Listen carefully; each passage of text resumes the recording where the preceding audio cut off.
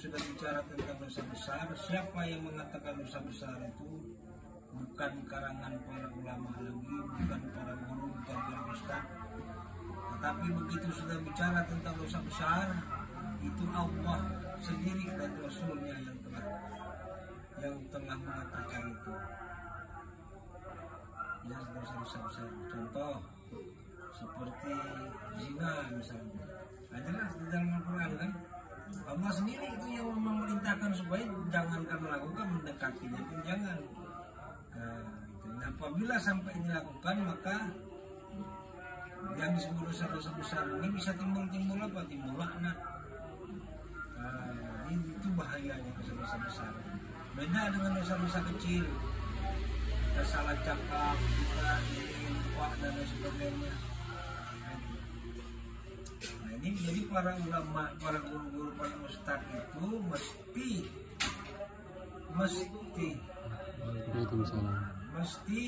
mesti menyampaikan ini. Jangan hanya kemana-mana membaca manakib terus, membaca maulid terus, membaca sirah nabawi imamanya. Nah, ini tentang hal-hal yang fardu, dosa-dosa besar ini wajib diberitahu. Nah, setelah yang wajib ini selesai diberitahu, nah baru yang sunat-sunat. Nah, seperti halnya Rasulullah mengatakan di dalam hadisnya yang artinya kurang lebih, Nabi mengatakan bahwa sholat 5 waktu, ya, sholat 5 waktu dan sholat Jumat, sholat 5 waktu dan sholat Jumat dari Jumat ke Jumat yang selanjutnya, dan saum Ramadan dari Ramadan yang sekarang dan kepada Ramadan yang selanjutnya, maka akan menghapuskan dosa-dosa pertengahan. Terkecuali daripada melakukan dosa-dosa besar. Artinya, kalaulah dosa-dosa besar itu tidak bisa terampuni, terhapuskan dengan sholat yang 5 waktu. Karena apabila sholat itu sebenarnya kita bagaikan mandi 5 kali sehari, kita rasa lupa, itu maksud membersihkan dosa tadi. Umpama sholat zuhur, dia membersihkan antara waktu ba'da subuh sampai zuhur. Nah, itu sholat zuhur. Jadi di sholat zuhur dia dihapuskan dosa-dosanya. Begitu sholat asar, dia menghapuskan dari zuhur ke asar. Begitu sholat maghrib, dia menghapuskan dari asar ke maghrib. Begitu juga isya, begitu juga subuh. Nah, subuh menghapuskan dosa-dosa dari isya sampai ke subuh. Nah, itu, ya kan? Nah, jadi sholat itu menghapuskan dosa-dosa. Dan sholat Jumat dari Jumat kemarin sama Jumat yang sekarang, artinya itu pun menghapuskan dosa-dosa. Dan puasa demikian juga. Nah, tetapi yang dimaksudkan oleh Rasulullah ini tidaklah bisa menghapus dosa-dosa besar. Kenapa? Karena dosa besar ini apabila sampai kita lakukan dan kita tidak segera bertobat, maka kita akan jatuh kepada suatu gelar yang diberikan, yang disematkan oleh agama. Izin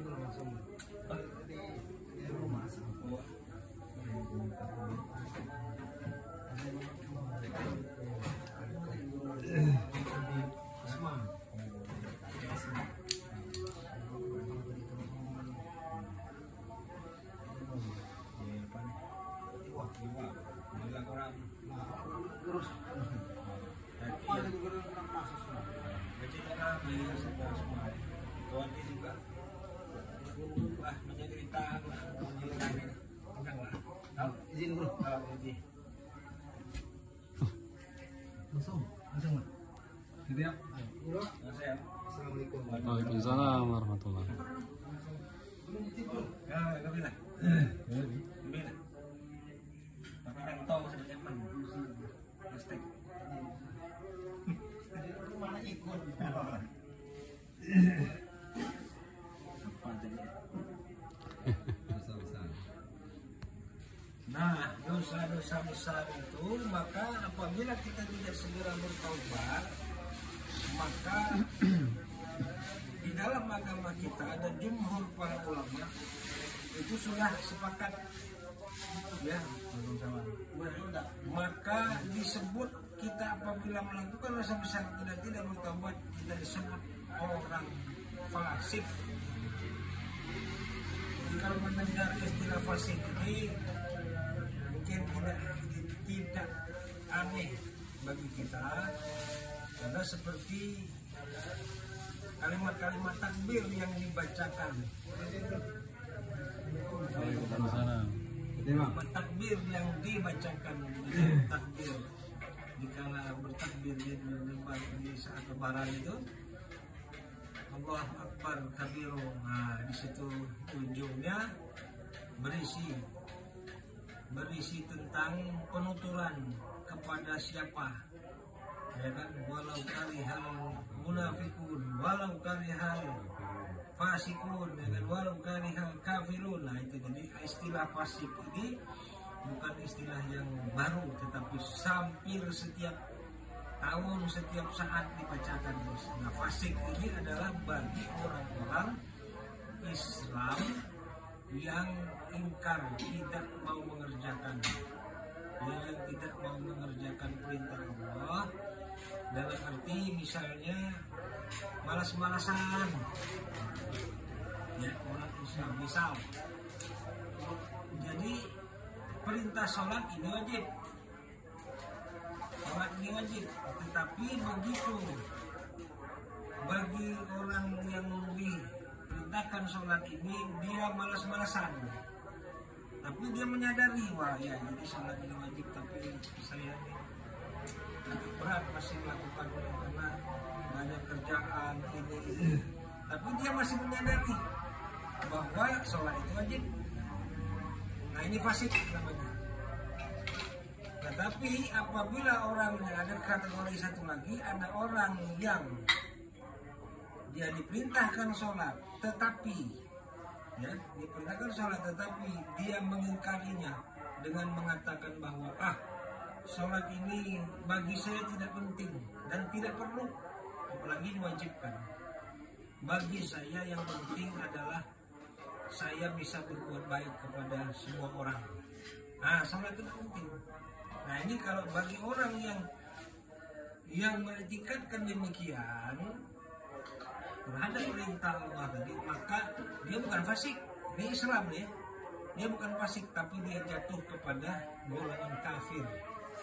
Nah itu yang disebut di dalam hadis Rasulullah, man taraka shalah muta'ammidan faqad kafara biharun. Barang siapa yang meninggalkan sholat dengan sengaja, maka kafir yang nyata. Maka nggak langsung kita mendengar hadis itu, langsung orang nggak sholat kita kategorikan langsung, tidak demikian. Maka para ulama itu sangat bijak.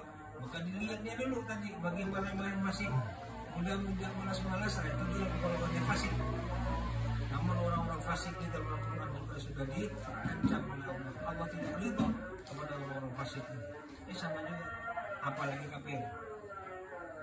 Nah, maka dari itu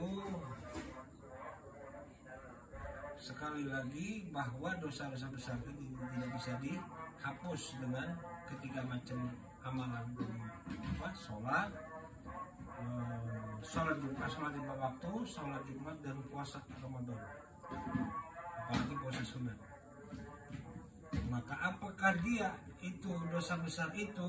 Maka para sahabat bertanya kepada Rasulullah, apa dia dosa yang teramat besar itu? Satu adalah menyekutukan Allah. Nah, itu menyekutukan Allah. Menyekutukan Allah ini artinya berlaku syirik.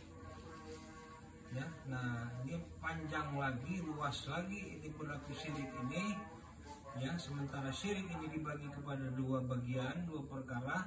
Satu syirik nyata atau syirik lahiriah, yang kedua syirik hati. Nah, syirik yang kelihatan dan syirik nggak kelihatan. Nah, syirik yang kelihatan ini termasuk itu orang nyembah pohon kayu, nyembah matahari, nyembah percaya cincin, percaya jimat, percaya amalan-amalan dan sebagainya. Nah, ini termasuk, ini adalah syirik nyata. Ya. Nah, ini apabila orang tidak bertaubat, dia tidak bertaubat, walaupun dia sholat, walaupun dia puasa, walaupun dia sholat Jumat, dia nggak bisa menghapus dosa ini, dosa syirik ini. Ya. Nah, begitu juga syirik hati, begitu juga syirik hati. Nah, syirik hati ini apa yang disebut syirik khafi, syirik yang tersembunyi. Ya, dalam golongannya yaitu orang-orang yang ujub, riya, sum'ah dan sebagainya. Itu lebih dalam lagi, jauh lagi pembahasannya. Ya, maka disebutlah dosa syirik ini yang pertama, ini sangat-sangatlah tidak bisa dihapus dengan amalan-amalan sholat, sholat dan puasa tadi. Maka hanya satu jalan yang bisa, bukan menghapus, tetapi memperbaiki. Nah, dia tidak bisa menghapus, tapi memperbaiki dosa, memperbaiki itikad. Apa yang bisa memperbaiki itikad ini? Hanya satu-satunya dengan menuntut ilmu. Maka fadilah menuntut ilmu ini besar sekali, bisa memperbaiki orang-orang yang berakidah musyrik. Nah, maka tinggi derajat orang-orang yang menuntut ilmu. Yang kedua adalah durhaka kepada kedua orang tua. Ini dosa besar. Ini tidak bisa diampuni, dihapus dengan tadi 3 macam tadi. Tidak bisa. Ya. Durhaka kepada orang tua. Apa menurut Imam Qurtubi yang disebut durhaka itu? Nah, ini sudah kita jelas. Yang disebut durhaka kepada orang tua menurut Imam Qurtubi itu adalah apabila kita menyelisihi, sudah. Jadi menyelisihi, jangankan kita sama membentak orang tua, menyelisihi. Umpama ibu kita nyuruh kita jangan main, jangan keluar malam umpamanya, nah kita melawan, nah, itu menyelisihi, itu sudah termasuk durhaka, durhaka kepada orang tua. Apalagi membentak, apalagi menyiksanya dan lain sebagainya. Nah, ini jadi hati-hati kita kepada kedua orang tua, jangan sampai melakukan durhaka, karena dosa besar. Nah, biasanya ya dosa-dosa besar ini pun demikian banyak sekali dilakukan oleh orang-orang awam. Ya, banyak sekali. Kenapa? Karena tidak terasa.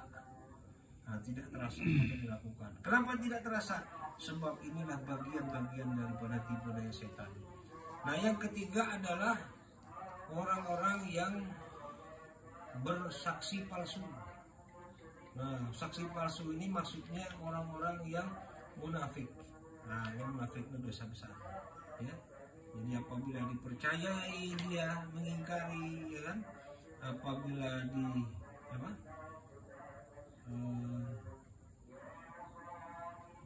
apabila dipercayai dia ingkar. Nah, ya, dia tidak bisa memegang amanah, maka disebut orang munafik. Nah, ini juga adalah dosa besar. Maka jangan sampai kita masuk terjerumus kepada dosa besar ini sehingga sulit, nggak bisa dihapus dengan sholat kita yang setiap hari kita lakukan. Karena sholat itu adalah sebenarnya membersihkan dosa-dosa, selama dosa-dosa itu dosa-dosa pertengahan, sehingga dosa-dosa yang bukan dosa besar. Nah, begitulah, mudah-mudahan jangan sampai kita terjebak ke dalam kebodohan, tidak mengerti apa itu dosa-dosa besar sehingga sampai kita melakukannya. Itu saja, sekian, terima kasih.